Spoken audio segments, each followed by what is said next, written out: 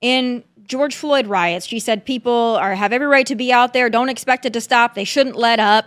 She talked about reimagining policing, reimagining what ICE looks like. I mean, to say that she's anti-police, I'm not going off of that because I pulled it out of a coconut tree. I'm pulling it out of her own clips of her own voice saying it out loud proudly. So if she's changed her position and now she's suddenly pro-police, and she doesn't think policing needs to be reimagined, and she doesn't want to abolish ICE, then don't you think she needs to articulate that to us? Yeah, and I think she is. I don't. I mean, I think that you're just trying to find things to be unhappy about because you've got to defend your man after he instigated a riot at the Capitol and tried to overturn the election. You got to find things Talk to attack about the other living in person the on. past, She my said it. friend. She was the January district 6th attorney. is over.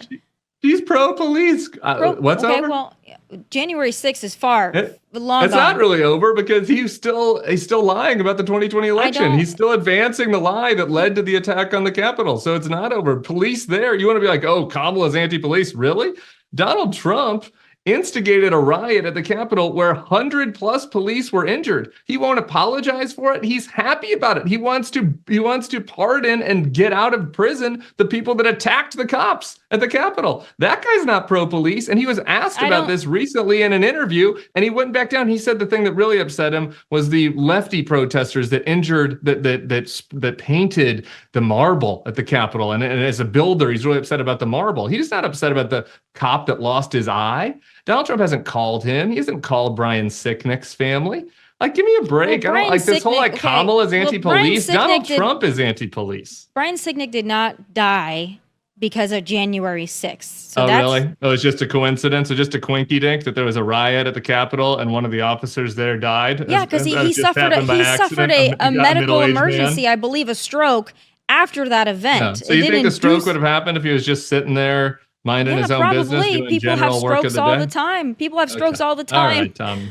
But you're really pro-police. I love how you're showing your pro-police cards by diminishing there are a few people on planet Earth that are as pro-police as I am. And if you want to look at the record, I was very vocal on January 6th. And every day since January 6th, I have condemned it loudly. Go check out my Instagram. You're the person that wants to pardon all the people that committed Donald Trump doesn't want to pardon the people that took part in anything violent. The people that were simply at the Capitol. Has he said that? Can you show me that? I would love. He has. I would love to apologize and be wrong. Please show me where Donald Trump said he's not planning on pardoning the people that were violent and attacking police. He's clarified. He's clarified that the people that were just at the Capitol that day, they didn't do anything, should not be thrown in the gulag. Okay. This is Inside the Right. That was Tim Miller debating Tomi Lahren. And normally I would make a video out of this, but we have the fortune of doing a show with Tim Miller called Inside the Right. And so I figured, why not just bring him on and we can discuss what just happened in his debate with Tomi. So first off, Tim, I got to ask, what was she doing? Why die on this hill?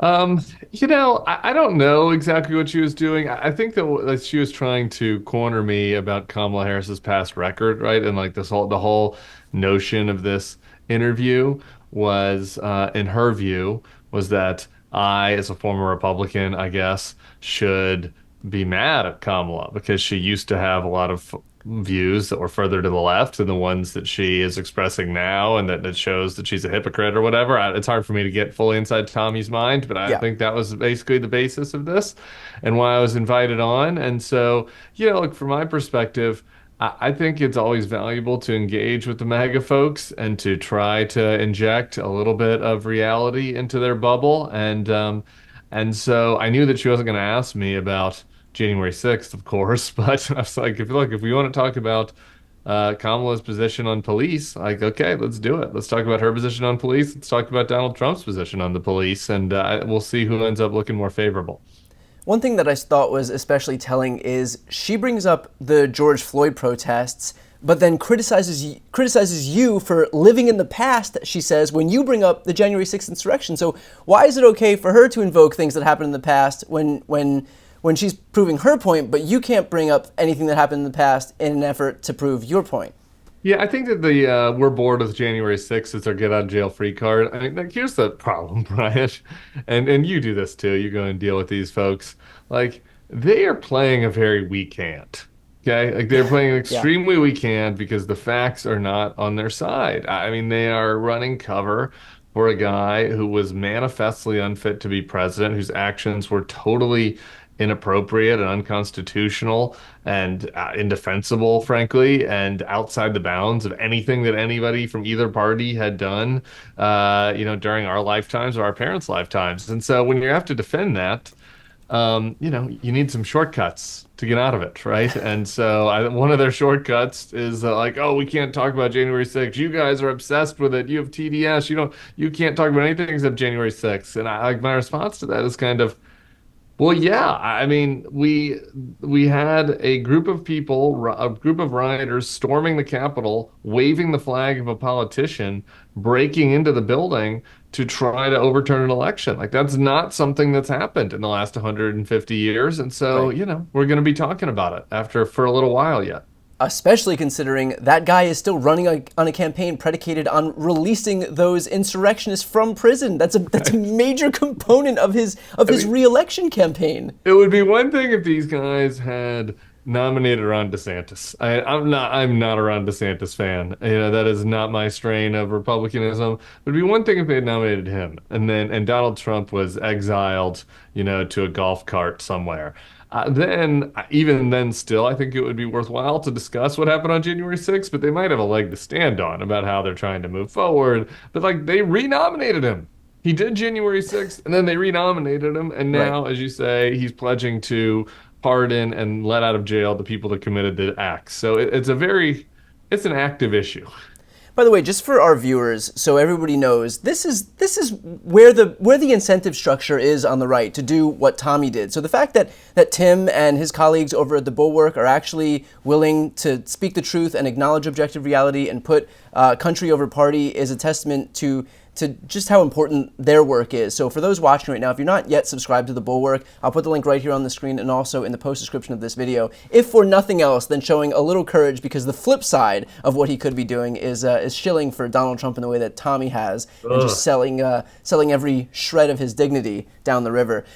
Tim, there was a moment where she claims that Brian Sicknick didn't die as the result of January 6th. He merely died of a stroke that occurred in the immediate aftermath of finding himself mired in an insurrection. Was there any moment of acknowledgement or embarrassment that you could glean from Tomi after making an argument that tenuous?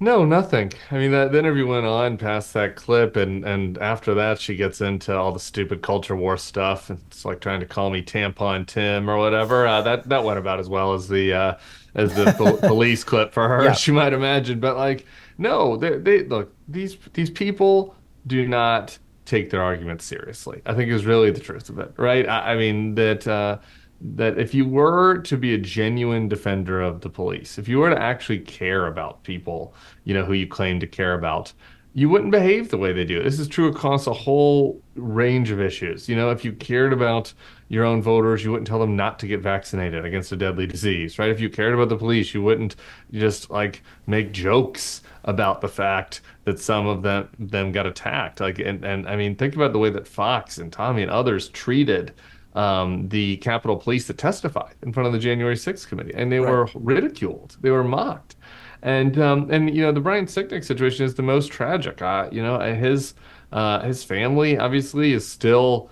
deeply mourning the loss, hasn't been called by Donald Trump, and these people can't even like pretend to have like basic human empathy for him, because to do so would give away the game, right? Like you can't kind of live in this phony world where you only exist to own the libs, if you have to acknowledge that sometimes that causes real human ramifications. Well, despite all of this, still Tomi digs in on this idea that you won't ever find somebody more pro-police than her. My book, Shameless, which is out this week, in it, I literally discuss the glaring abyss between how Republicans brand themselves versus their actual actions. And of course, for those watching, if you'd like to order this book, you can click the link right here on the screen or in the post description of this video. Very much appreciated. Tim, can you speak on that for a moment? This idea that Tomi is framing herself as some law enforcement champion while literally simultaneously doing apologia for the guy responsible for inciting an insurrection against them. Yeah, shameless is almost an understatement. I know that you were going for a grabby title with the book, but Yeah. I mean, like the shamelessness Maybe, is maybe just my my sequel will be shamelesser. Yeah, it's just unmitigated, the shamelessness. You know, and the other thing, and think about just the Orwellian nature of her show. It's like this Tomi Lahren is fearless, right? It's like, really? Fearless? Somebody that is actually fearless would be unafraid to be able to say, you know what, the politician that I am ostensibly supporting, made an action that was so regrettable that it Right. led to like the loss of human life, the loss of human life of people that I claim to be an advocate for, right? Like fearlessness would be to say, no, like I can't go this far with you. But that's just at this point, like they, have stopped really even trying to rationalize their actions. I think that which goes back to the theme of your book, right? They now have just totally accepted that they are in this imaginary war against the left, and that Donald Trump is the leader of their army, as pathetic as that is. And so they have to defend him no matter what, no matter how absurd he is, no matter how racist he gets, no matter how bad his behavior is, no matter how bad the outcomes are. And so I don't know that they even actually try to reckon with it that much anymore. Okay, so then let me ask you the question that I've been getting in all of the interviews I've done about my book, which is how do you fight back against a party that against which you can't even wield shame, against which shame doesn't even work? Yeah. Does shame work though for some of the actual voters? I think so. I mean, I think that in the right context, right? I don't think that condescending progressives wagging their finger at MAGA voters is Yeah. probably the type of shame that works. But I think that learning about the stories of the officers that were there at the Capitol, learning about what happened on January 6th, and we've seen it, and we've talked about on this podcast. My colleagues, a lot of them work on Republican voters against Trump. Many of the people that have made those videos are these selfie videos of regular voters talking about why they're going to vote for Kamala or not vote for Trump this time. Many of them voted for Trump both times, right? Yeah. And so what made them come around? Like, was it shame? Was it guilt? Was it a feeling that they'd been duped, right? Was it a feeling that finally just seeing what they saw at the Capitol was just so in conflict with their values that they couldn't be there anymore? I think so. It's slow. It's not the I wish this was a 80-20 question. I wish this was a much bigger landslide. Saying like, oh, we can win over 1% more. I can understand how that might feel frustrating to people. But I think that there are ways to combat it. I'm not saying that the silver bullet to this is going on Tomi Lahren's show, but like, Yeah. that's why I go on these things. Because, maybe there's one person watching that's like, you know what? That guy actually made a good point, right? Like, why is there no defense happening of the Capitol Police, right? Like, if we're supposed to be the ones that defend the police, why, hasn't Donald Trump called those who were injured that day? Why does he want to pardon the people that attacked them? Maybe one person that is an argument that might resonate with.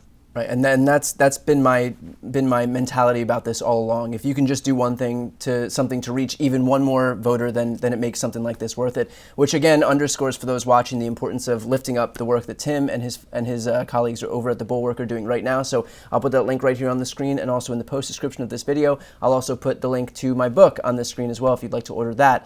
I'm Brian Tyler Cohen. I'm Tim Miller. This is Inside the Right.